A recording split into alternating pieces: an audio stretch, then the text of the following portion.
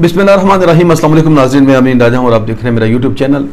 ناظرین, ایک ملعونہ عورت فیصل آباد میں, اس کی بہن ہے لاہور میں, وہ خود رہتی ہے, جس نے دعوی نبوت کیا ہے. اس کے اوپر لعنت خدا کی, تمام لعنت کرنے والوں کی لعنت اس کے اوپر.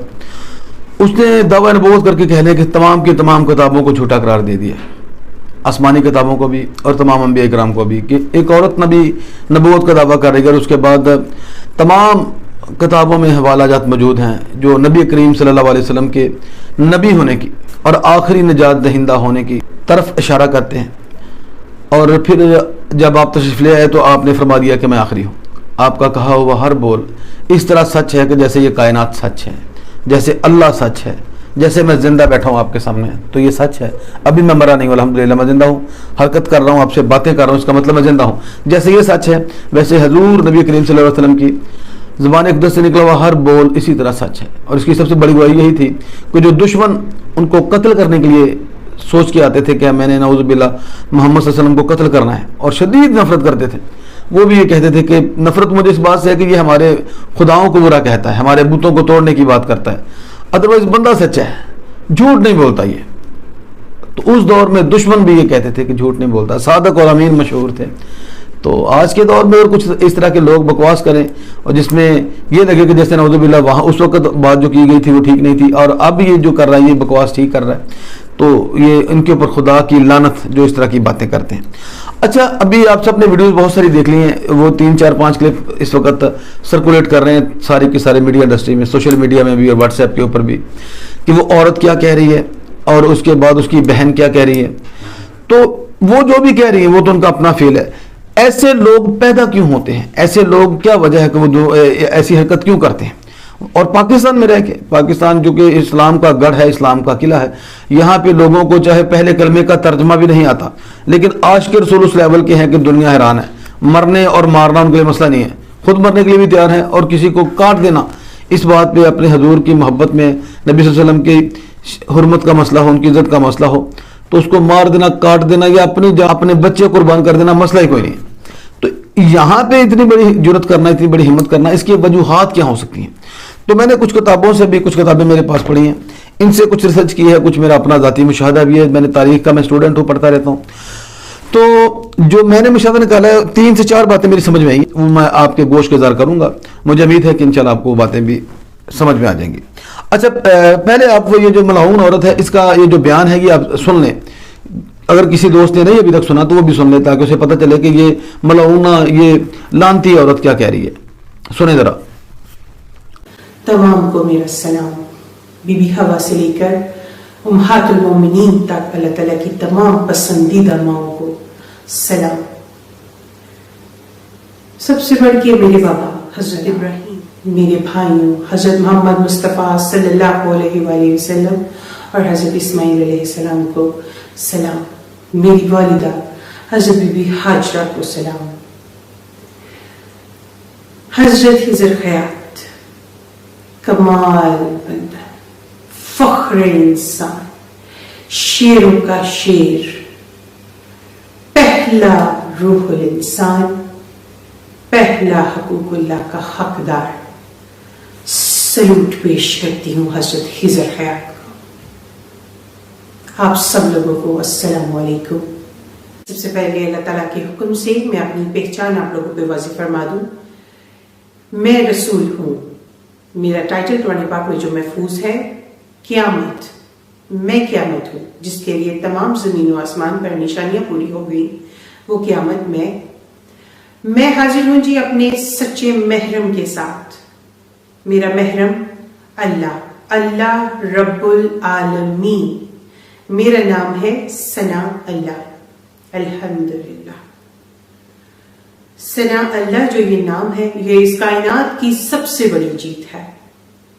میں حقوق اللہ سے نوازی گئی, حج الاکبر ادا کرتی ہوئی, اپنے 3 درجوں سے گزرتی ہوئی اس منزل پہ آ پہنچی ہوں کہ مجھے اپنی پہچان آپ لوگوں کو پیش فرمانی ہے. علم لدنی سے نوازی گئی یہ پیغمبر, یہ رسول, اللہ رب العالمین کے حکم سے آپ لوگوں پر اپنی پہچان واضح فرماتے ہوئے اپنی عبادت حج الاکبر अल्लाह रब्बुल आलमीन के साथ अदा करती हुई आज अपनी पहचान आप लोगों के सामने पेश फरमा रही हूँ। मैं इल्म लदनी की थोड़ी सी आप लोगों को तफसील बता दूँ। इसका जी नाज़रीन, सुना आपने, ये कह रही है जी मैं खुदा की भेजी हुई नबी हूँ, मैं सना अल्लाह हूँ, यानी कि सना मेरा नाम है और अल्लाह का नाम मेरे नाम के साथ अटैच है, वो मेरा महरम है। देख लीजिए कितनी बड़ी बात है। और उसके बाद मोहम्मद सल्लल्लाहु अलैहि वसल्लम मेरे भाई हैं, इब्राहिम अलैहिस्सलाम मेरे वालिद हैं, अस्माइल अलैहिस्सलाम मेरे भाई हैं, अम्मा हाजरा मेरी माँ है। और सलाम खिज़र हयात को जिस तरह वो सलाम कर रही है तो लग रहा है जैसे कोई बाजारी टाइप की औरत है ना, उसका स्टाइल, उसके एक्शन नज़र आते हैं कि जैसे ना कोई फिल्मों से बहुत ज़्यादा मुतासर है, फिल्में बहुत ज़्यादा देख रखी हैं इसने। और हल्की सी उसमें जो लहक नज़र आ रही है ना, क्योंकि मैं डायरेक्टर रह चुका हूँ, मैं एक्टर हूँ, मैं प्रोड्यूसर भी हूँ, मैं डायरेक्टर भी हूँ, मैंने तकरीबन 100 से ज़्यादा सीरीज़ की मैंने डायरेक्शन दी है किसी दौर में। तो मैं कच्ची एक्टिंग को बड़ी जल्दी पहचान लेता हूँ, कच्चे एक्टर को, पक्के एक्टर को। अब ये कच्ची एक्टिंग कर रही है, हालांकि 7 साल तक इसने तैयारी की है बकौल इसकी बहन के, कि 7 साल से हम दुनियादारी छोड़ चुके हैं और हम सिर्फ इसी पे काम कर रहे हैं। मेरी बहन को ख्वाब में हुक्म आते हैं अल्लाह की तरफ से फलां फलां। तो और उसकी एक्टिंग में बाजारीपन भी नजर आ रहा है। बाजारीपन यानी कि 2 नंबर औरतों वाला स्टाइल हल्का सा उसका है। हाँ, इसका अपना स्टाइल, वो जो लड़की जो खुद को सना अल्लाह कह रही है, नाउजुबिल्लाह, जो दावा नबूवत कर रही है, वो मलऊना, उसका अपना स्टाइल 2 नंबर औरतों वाला है, गश्तियों वाला स्टाइल उसका, थोड़ा सा उसके अंदाज और त्वार, उसका सलाम करने का स्टाइल जो था ना, वो लग रहा था कि जैसे ना फिल्मों से बहुत मुतासर है। और हल्की सी डांस की भी शौकीन है, ये अपने घर में करती होगी, पक्की बात है। और दूसरी जो उसकी बहन है जो उसके ऊपर ईमान ला चुकी है, वो बड़ी पक्की है, वो बड़ा दिल से ईमान ला चुकी है। उसके अल्फाज का चुनाव, उसका बात करने का स्टाइल। और वो तो ये भी कह रही कि अगर मैं इस राह में मारी जाऊँ तो मैं शहीद होंगी और मुझे ज़रा सा भी कोई इसमें मलाल नहीं होगा, मुझे दुनियावी कोई लालच नहीं है, हम अच्छे खासे खाते पीते घरानों से, हमें किसी पैसे की ज़रूरत नहीं है, हमें तो वो हमने पहुँचाना है जो अल्लाह ने मेरी बहन को पहुँचाया और मैं आगे हम लोगों तक पहुँचाएंगे। ताला दी नवाजी हुई बंदियां रूहानियत दे साडे नाल कुछ मामलात ने। मेन बंदा मेरी सिस्टर हैगी है, 7 साल तो ओदे नाल है मामलात ने। सना अल्लाह, ओ लाहौर च, ठीक है। ए वीडियो ओदी है, मैं ओदे इस सफर च ओदे नाल गवाह हां ओदी। अल्लाह ताला ने मैनू शामिल कीता होया है। हजूर पाक सल्लल्लाहु अलैहि वसल्लम पेशन गोई और तलीम फरमा के गए हुए ने कि अल्लाह ताला अपने नेक बंदियां नाल ख्वाब दे थ्रू राबता फरमाएंगे, ठीक है भाई। सानू ख्वाब दे थ्रू तालीमात आंदियां ने, ठीक है। साडा कोई दुनियावी फायदा नहीं, कोई दुनियावी साडा मामला नहीं, मेरा ही ना है, ठीक है। सानू अल्लाह ताला दे ए मेरी नमाज दी जगह तुसी प्लीज इत्थे जुत्ती ना रखो, ठीक है। मैं 24 घंटे नमाज परहेजगार रोजे वाली पर्दे वाली बंदी हां। दुनिया असी 7 साल तो छड़ दी हुई है, ठीक है। और साडा बहुत पकीजा हिसाब किताब है, ठीक है भाई। मैं किधरे नहीं जाती, ना मेरे घर कोई आ सकता वे। ऐसी जो बयान दिता वे मेरी सिस्टर ने उस रब दे हुक्म दे नाल जारी कीता वे। असी किधरे भी पीछे नहीं हटांगे। जे साडी किस्मत च शहादत लिखी है, मैं खुशी खुशी कबूल करांगी, ठीक है। बाकी भाई इन्हां सारियां दा हिसाब नहीं बनदा, इन्हां कोल दीन दा इलम नहीं, इन्हां ने तर्जमा नहीं पढ़िया। मैं तुहानू कह रही हां वो बड़ी पक्की है। वो बातों से ये लग रहा है कि जैसे वो बहुत सख्ती से ईमान लेके आई है इस औरत के ऊपर, अपनी बहन के ऊपर, लेकिन बहन आगे से थोड़ी सी मुझे हल्की सी डांसर स्टाइल की लगी है। खैर, लानत इन दोनों पे लानत, बेशुमार लानत, तमाम मखलूकात की लानत, तमाम लानत करने वालों की लानत। अब हम बात करेंगे कि ये होता क्यों है, ये लोग क्यों करते हैं इस तरह की हरकतें। 4 पॉइंट मैंने लिखे हैं। पहला पॉइंट ये है कि ज़हनी मजदूर भी हो सकता है ऐसा बंदा। इसके जहन का अगर चेकअप किया जाए, इसका दिमागी प्रॉपर मुआयना कराया जाए तो हो सकता है ये ज़हनी मरीज निकले, क्योंकि वो लड़की लग भी रही है मुझे, जो जिसने दावा नबूवत किया है वो ज़हनी मजदूर लग भी रही है और जादूगरनी टाइप उसका स्टाइल भी हल्का सा है।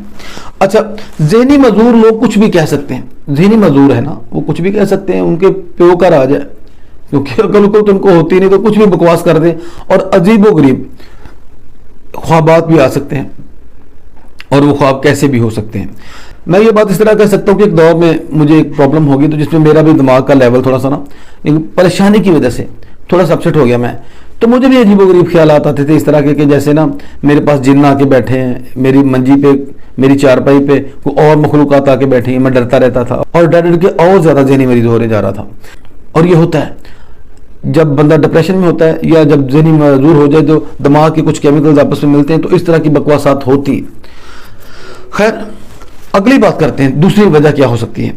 हद से ज़्यादा आबादात करना, حد سے زیادہ چلا کشی کرنا، حد سے زیادہ دنیا سے کٹنے کی کوشش کرنا اور خدا کی طرف زیادہ راغب ہونا.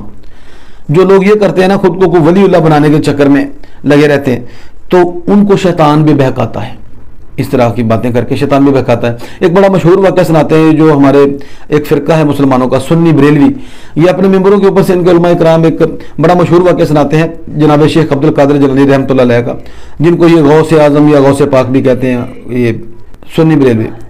تو وہ ایک واقعہ یہ سناتے ہیں کہ غوث پاک ایک دفعہ عبادت کر رہے تھے رات کو، جو کہ ان کا روزانہ کا مشغلہ تھا. وہ ساری رات عبادت کرتے تھے اور کئی قرآن پاک پڑھتے تھے، کئی ہزار نفل پڑھتے تھے. اس طرح کی باتیں مشہور ہیں عبد القادر جیلانی رحمۃ اللہ علیہ کے بارے میں.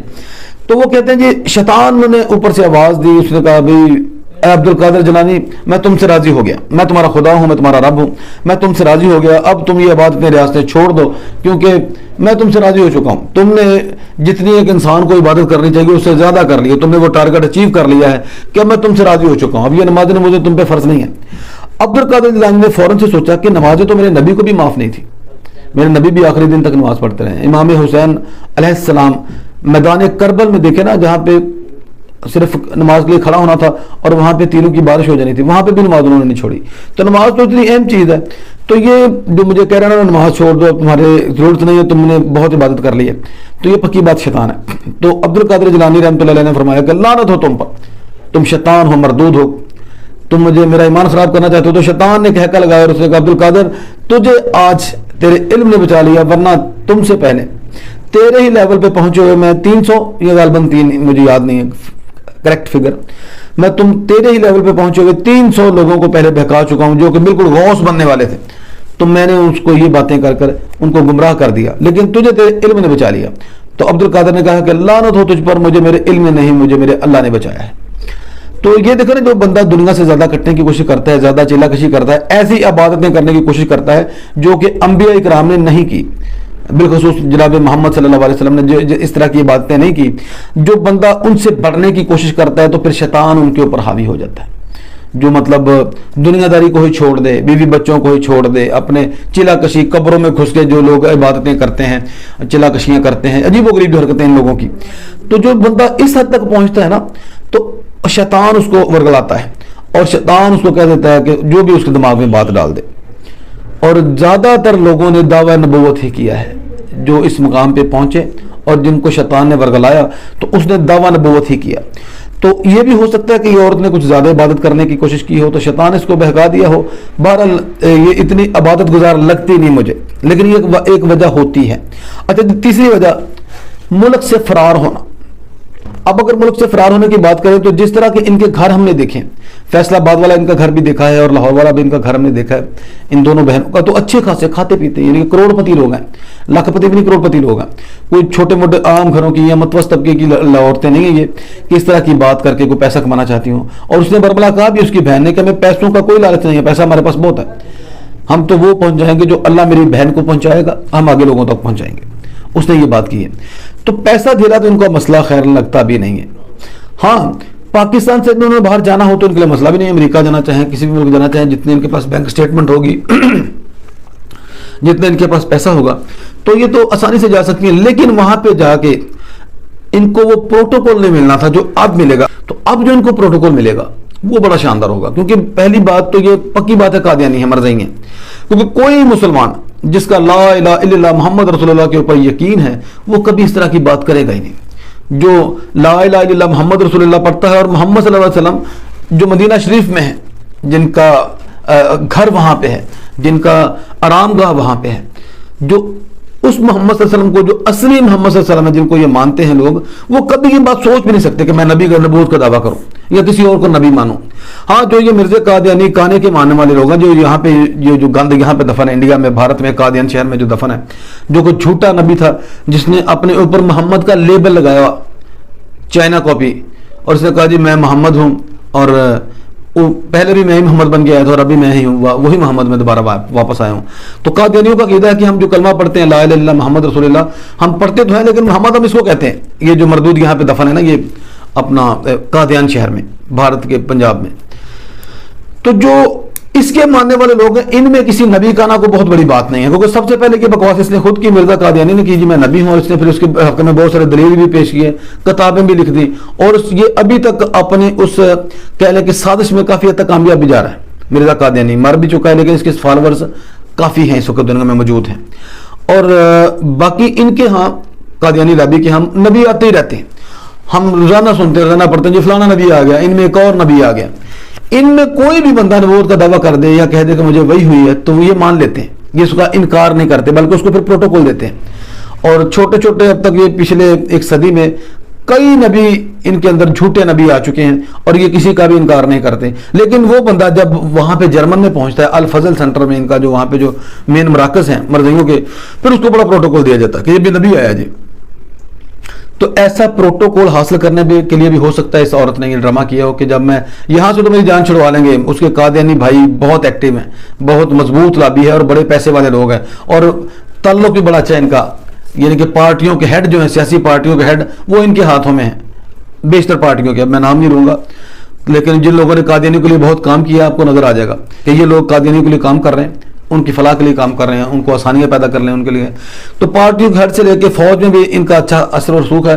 اور اس بی بی کو یہ پتا تھا، اس عورت کو پتا تھا میں نے نکل تو جانا ہی ہے یہاں سے، لیکن جب وہ یہاں سے نکلے گی تو اگلے ملک میں جب وہاں پہ پہنچے گی تو وہاں پہ اس کو جو پروٹوکول ملے گا نا وہ دید نہیں ہوگا، لوگ اس کے ہاتھ چومیں گے، لوگ اس کے پاؤں چومیں گے، لوگ اس کو جناب ایک دیکھ لیں کہ نبی کا جو کہ سٹیٹس ہوتا ہے لوگوں کی نظر میں وہ سامنے آئے گا۔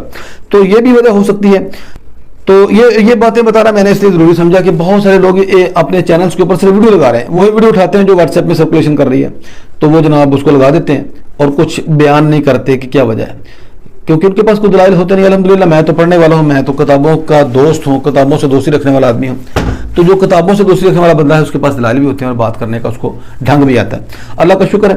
تو میرے خیال میں یہ 4 وجوہات ہیں جس کی وجہ سے یہ لوگ نبوت کا دعویٰ کرتے ہیں، اور یہ ایک بڑا مشکل اور بڑا دلیرانہ کام ہے، انتہائی ڈھیٹ بغیرتی تو ہے ہی، ساتھ میں دلیری بھی ہے کہ پاکستان میں جہاں پہ لوگ آپ کو پتہ ہے 2 منٹ لگاتے ہیں چیتھڑے اڑا دیتے ہیں ایسے لوگوں کے۔ بہرحال میرا کام تھا کہ جتنے مجھے سمجھ آئی میں نے آپ تک پہنچا دیا، مجھے امید ہے کہ آپ میں سے بہت سارے لوگوں کو میری بات سمجھ آ چکی ہوگی۔